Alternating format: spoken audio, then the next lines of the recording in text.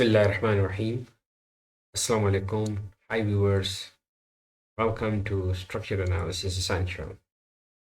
अच्छा, आज हम थोड़ा सा ये मोमेंट ऑफ इनर्शिया को थोड़ा सा कंसेप्चुअली पढ़ेंगे।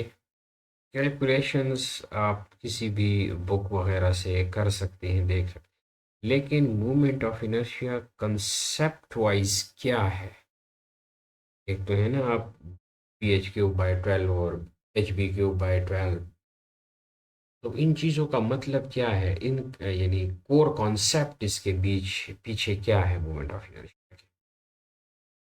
तो सबसे पहले हम देखते हैं कि व्हाट इज़ इनर्शिया। देखिए, दुनिया में हर एक चीज़ जो है ना, वो बड़ी सुस्त है।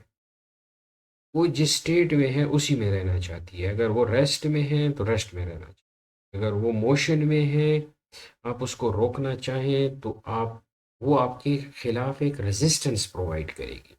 लेट्स सपोज, अगर आपके पास एक बॉडी है, ठीक है, एम जो रेस्ट पे है, जब आप इस पे फोर्स लगाएंगे तो ये आप पे कुछ अपोजिट डायरेक्शन में एक इनर्शिया फोर्स लगाएगी जिसकी वैल्यू एम ए होगी, और वो जो है बेसिकली मास के प्रोपोर्शन होगी। ये समझ आ गई? जितना ज़्यादा मास होगा आपको उतनी ज़्यादा फोर्स रिक्वायर्ड होगी। वो Newton first law second laws में आपको पढ़े हैं। तो इनर्शिया बेसिकली एक जिस्म की प्रॉपर्टी है जो कि रेजिस्टेंस प्रोवाइड करनी है टू चेंज ऑफ मोशन। तो ये तीन वर्ड याद रखिए। Property of a body, which property? This is the resistance property to change of motion. अब ये जो वर्ड इनर्शिया है, मूवमेंट ऑफ इनर्शिया, जो सिविल में हम पढ़ते हैं, सिविल में, ठीक है, वो हम देखेंगे, हम उसको मोशन के लिहाज से नहीं लेंगे बल्कि किसी और एक्शन के लिहाज से लेंगे, ठीक है। अब न्यूमेरिकली हम मूवमेंट ऑफ इनर्शिया को दो तरीकों से कैलकुलेट करते हैं। एक है मैस मूवमेंट ऑफ इनर्शिया, जिसको हम इस तरह कैलकुलेट करते हैं। This is the calculation part. लेकिन ये है क्या, इसका कोर कॉन्सेप्ट क्या है, वो हम जानेंगे। जबकि एरिया मूवमेंट ऑफ इनर्शिया को अगर एक्स के लिहाज से देखना है तो एक्स स्क्वेयर डी ए, ठीक है, और यहाँ पे आप लिमिट्स डाल देंगे एक्स की, ठीक है, वो अभी आते हैं उस पे।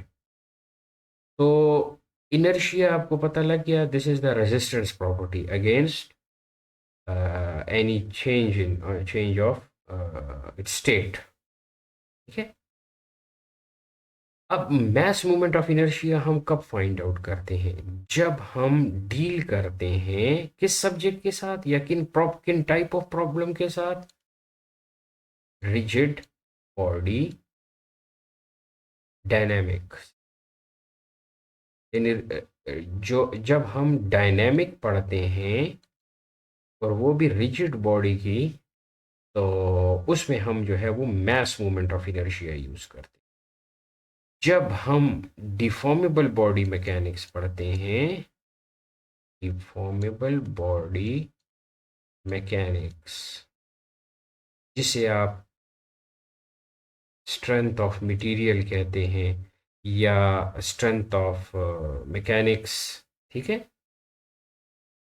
सॉरी, स्ट्रेंथ ऑफ मटेरियल या M O S, sorry, mechanics of material, ठीक है, मैकेनिक्स ऑफ मटेरियल जिसे कहते हैं। तो एक है रिजिड बॉडी और एक है डिफॉर्मेबल बॉडी मैकेनिक्स, ठीक है। अब मैस मूवमेंट ऑफ इनर्शिया, अच्छा, इसके यूनिट्स थोड़े से देख लें। इसके यूनिट्स हैं, देखें, के जी डी एम, मतलब this is the mass into r square, mean this is something distance. और इसमें आपका डी ए के यूनिट जो होंगे वो भी एक्स, मतलब फुट मीटर स्क्वेयर और एक्स स्क्वेयर के डिस्टेंस के। सो इसकी यूनिट्स हैं X power 4, sorry, X power 4 है कि क्या है, metre power 4। So that is the M4, metre square और इंच स्क्वायर, इंच पावर 4 और फुट पावर 4, ठीक है। तो ये इसके यूनिट्स हैं। अब पहले आते हैं थोड़ा सा हम मास मोमेंट ऑफ इनर्शिया को। तो मास मोमेंट ऑफ इनर्शिया को समझने से पहले I put A question here. Let suppose इस डिस्क का जो मास है दैट इज m, और इसका जो रेडियस है that is r1 if this is object 1। अच्छा, अब ये वाला जो ऑब्जेक्ट है इसका मास सेम है, यानी दोनों फिगर का मास सेम है, लेकिन इसका जो r है, यानी अगर r2 कह दें, अब हम कंडीशंस लगाते हैं इन दो प्रॉब्लम्स पे कि अगर r2 is greater than r1 हो और m1 is equal to m2 हो, तो इस केस में आप बताएं कि अगर आप इस ऑब्जेक्ट को रोटेट करना चाहते हो, देखें ना रेस्ट में है ये, इस आप इसको चेंज करना चाहते हो, उसकी स्टेट को चेंज करना चाहते हैं, तो आपको एक फोर्स लगानी पड़ेगी जिसे हम टॉर्क कहते हैं। इस एक्सिस के अबाउट जो भी मूवमेंट होगी उसको हम टॉर्क कहेंगे। तो इस पर आप T1 अप्लाई करेंगे और इसके अगेंस्ट जो है आप T2 अप्लाई। तो क्वेश्चन ये है कि क्या T1 T2 के बराबर होगा, T1 T2 से कम होगा, या टॉर्क, यानी सिंपल ये है कि आपको किस ऑब्जेक्ट को सेम एक्सेलरेशन, एंगुलर एक्सेलरेशन या वेलोसिटी प्रोड्यूस करने के लिए कितना टॉर्क जो है वो रिक्वायर्ड है। तो definitely T2 will be greater than T1 due to what? Due to this, due to the property of mass moment of inertia of an object। ठीक है, अभी मैंने आपको mass moment of inertia का बताया नहीं है कि ये क्या है, लेकिन इस प्रॉपर्टी की वजह से ये वाला जो ऑब्जेक्ट है इस पे ज्यादा टॉर्क रिक्वायर्ड होगी अगर आपने इनको दोनों सेम स्पीड में आपने घुमाना है। अब क्यों? देखें, ये मास मूवमेंट ऑफ इनर्शिया जो है, जिसको हम integration of r square D M, ये बेसिकली एक टर्म है, इंजीनियरिंग टर्म। ये आपको ये बताता है कि देखें, इफ कंसिडर कि ये जो तमाम डिस्क है ये एक छोटे छोटे एलिमेंट से मिलके बना है, छोटे छोटे एलिमेंट्स। ये वैल्यू आपको ये बताता है कि बेसिकली ये जो मैस है ये इस एक्सिस के अबाउट जो है वो किस किस्म का डिस्ट्रीब्यूट है।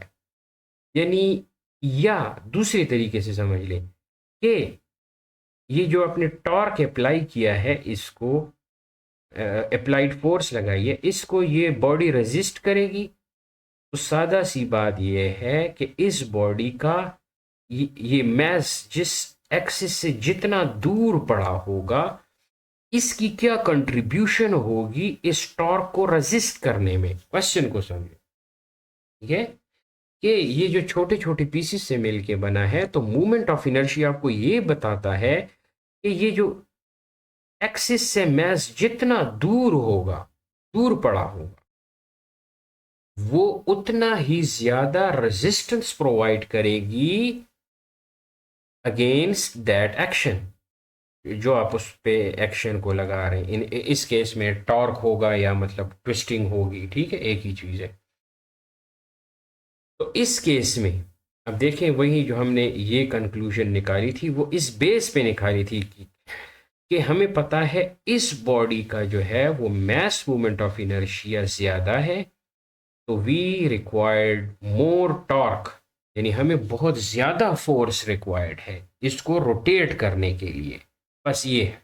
और मास मूवमेंट ऑफ इनर्शिया किस चीज पे डिपेंड करता है कि कोई मास जो है या स्मॉल सा टुकड़ा वो किसी एक्सिस ऑफ रोटेशन से कितने डिस्टेंस पे पड़ा है, जितना ज्यादा होगा उतना वो, ठीक है।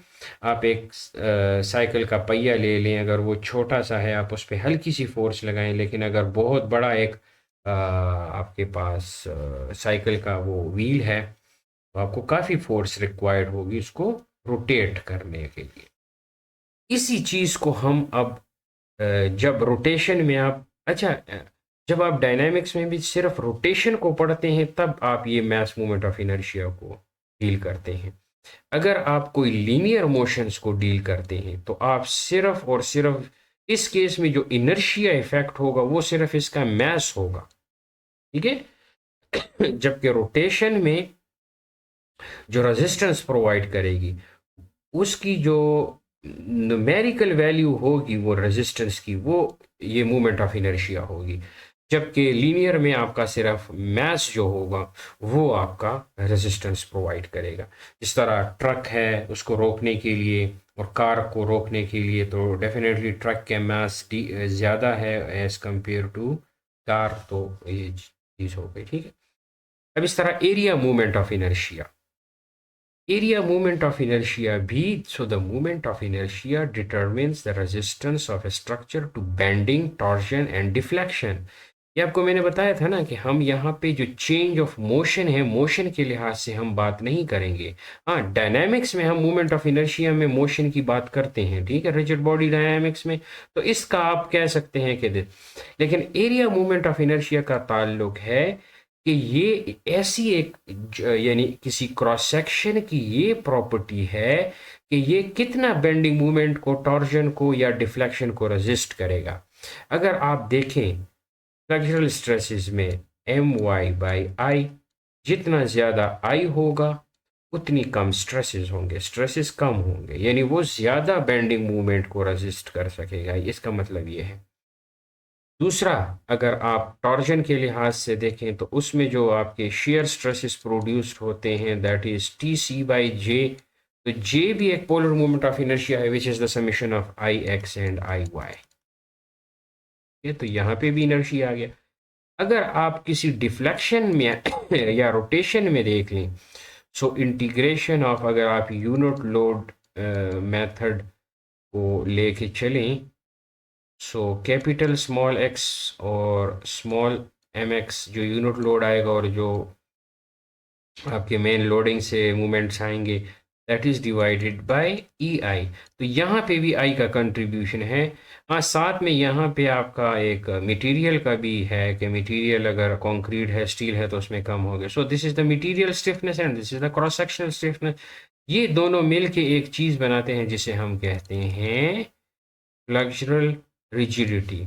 इस तरह कुछ और होते हैं ए ई जिसे हम एक्सियल रिजिडिटी कहते हैं, और एक होता है जे जी जिसे हम टॉर्शनल रिजिडिटी कहते हैं, ठीक है। वो थीटा की कैलकुलेशन में टी एल ओवर जे जी आप लोगों ने पढ़ा होगा कि which provide the resistance against the torsion, ठीक है, यानी एंगल ऑफ ट्विस्ट को।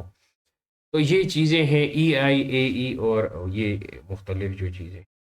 तो मूवमेंट ऑफ इनर्शिया क्या हुआ कि ये आपको रेजिस्टेंस प्रोवाइड करता है against bending, torsion and deflection.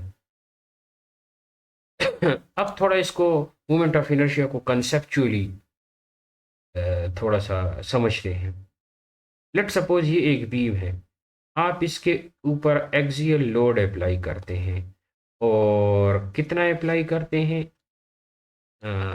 Let suppose अगर ये डिस्टेंस आप इनको समझ लें, this is 5 inch and this is 6 inch यानी इसकी जो डेप्थ है,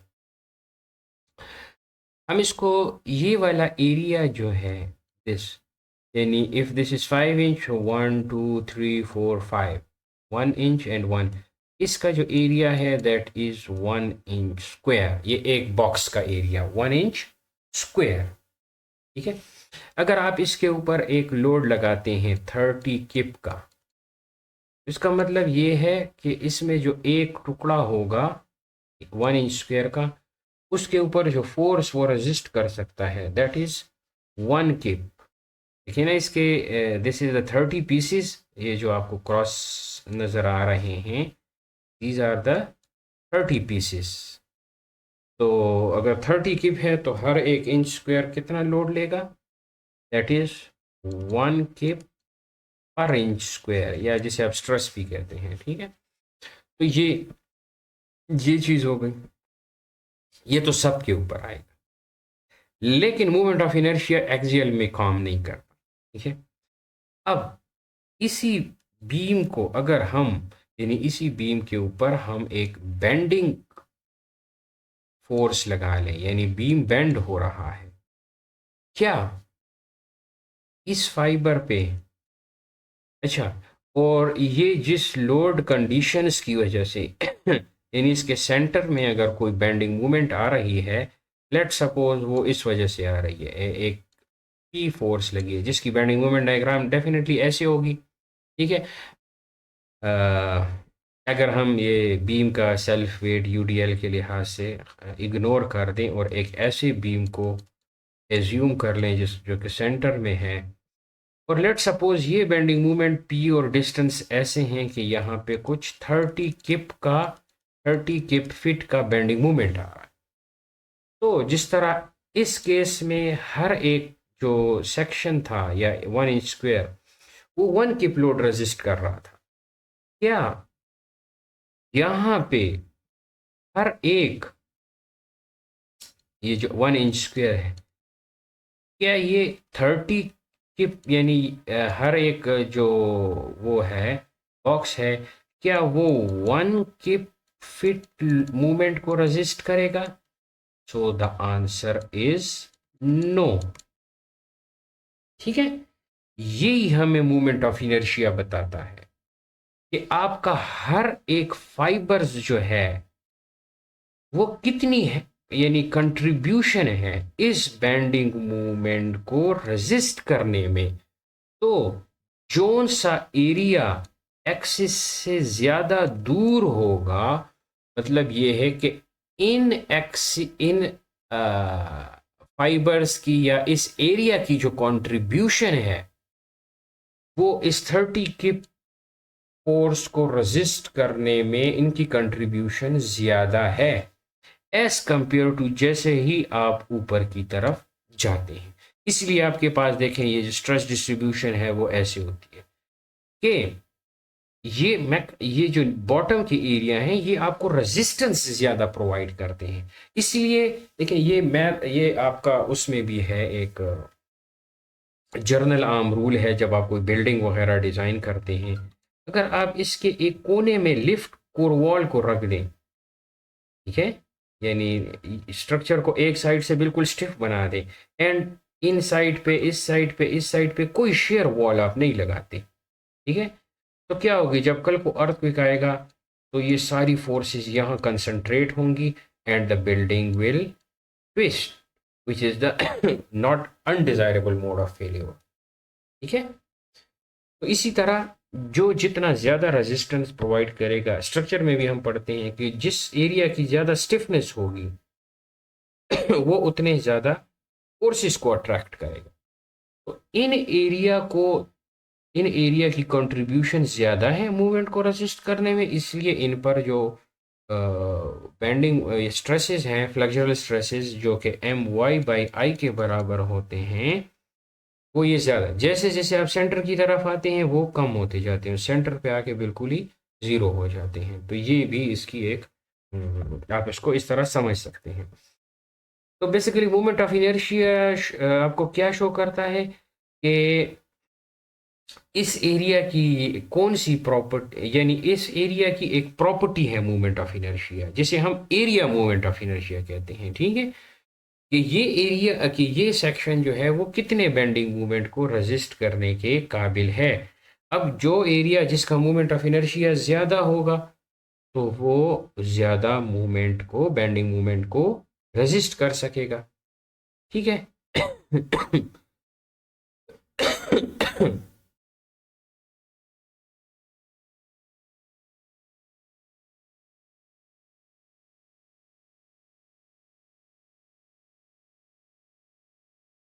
अच्छा, तो अब देखते हैं कि अगर हम एक बीम का क्रॉस सेक्शन लें जिसका जिसकी विड्थ जो है 5 इंच है और डेप्थ जो है वो 6 इंच, ठीक है, तो इसमें हर एक एरिया जो है that is 1 inch square, 1 inch square. और अगर आप इसका सेंट्राइड फाइंड आउट करें इस एरिया का यहाँ तक, सो दैट इज 2.5, क्योंकि डेप्थ जो है वो 6 है तो 3 और 3। और इस एक्सिस का जो ये जो दूसरा नीचे रो है इसका क्या होगा, दैट इज 1.5, और इसका ये जो नीचे वाला है दैट इज 0.5। ये डिस्टेंसेस आगे से। अब मेन डेफिनेशंस क्या है हमारे पास मोमेंट ऑफ इनर्शिया का, वाई स्क्वेयर ए, ठीक है। यानी basically moment of inertia is the second area of movement. तो फर्स्ट एरिया जो है एरिया का मूवमेंट, जिस तरह आप फोर्स का मूवमेंट फाइंड आउट करते हैं फोर्स इंटू डिस्टेंस, इस तरह एरिया इंटू डिस्टेंस, और इसको फिर आप एक y से मल्टीप्लाई करते हैं, so this is A Y square. अब अगर आपने तमाम एरिया की कंट्रीब्यूशन निकालनी है तो मूवमेंट ऑफ इनर्शिया क्या होगा, summation of A Y square. अब देखें ये जो टॉप वाले हैं ये एक डिस्टेंस पे हैं, ये और ये 5, 4 नीचे हैं, 1 2 3 4, 1 2 3 4 5, 5 नीचे हैं 5 ऊपर हैं। सो 10 इंटू एरिया हर एक का कितना है 1 इंटू 2.5 स्क्वायर, ठीक है। ये इनकी आ जाए। फिर ये नीचे वाले रोज जो हैं दिस, ये वाला सेकंड रो और ये इनकी कंट्रीब्यूशन, ये भी 10 इंटू 1 हो जाएगा into 1.5 square plus 10 into 1 into 0.5 का स्क्वायर, यानी इसके लिए तो ये आ जाएगा। अब